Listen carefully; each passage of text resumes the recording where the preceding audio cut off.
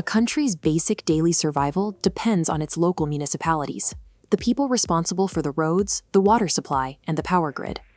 To keep these services running, local governments rely on national cash transfers, known as the equitable share. But for years, oversight reports have documented a pattern of broken financial controls, governance failures, and the mismanagement of these public resources. This widespread administrative decay eventually made the existing funding model unsustainable, forcing a confrontation between local districts and national regulators.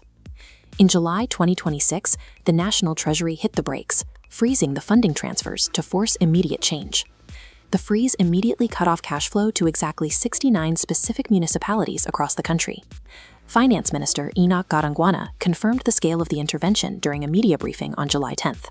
The move puts massive pressure on local leadership, who now face the threat of total service collapse in their districts as operational cash runs dry. By withholding these funds, the national government created a localized crisis to accelerate structural reform. This is a surgical intervention, not a permanent budget cut. A total loss of funding would punish citizens for the failures of their leaders. Instead, the Treasury is using a conditional approach. The money is set aside, but it stays out of reach. Treasury has published specific compliance criteria that must be met. These requirements act as a digital gatekeeper, keeping the cash restricted until audit standards are satisfied. The mechanism provides a path for municipalities to regain access, provided they prove they are protecting public resources. The Treasury has effectively built a high-stakes stress test for local leadership competence. The freeze shifts the responsibility back to the local level. Leadership teams can no longer wait for a rescue. They have to fix their own administrative failures to get paid. This pressure trickles down, forcing provincial governments and oversight bodies to step in and help failing districts clean up their books. They are against a ticking clock, as essential local operations will fail if these administrations don't regain compliance before cash reserves run out.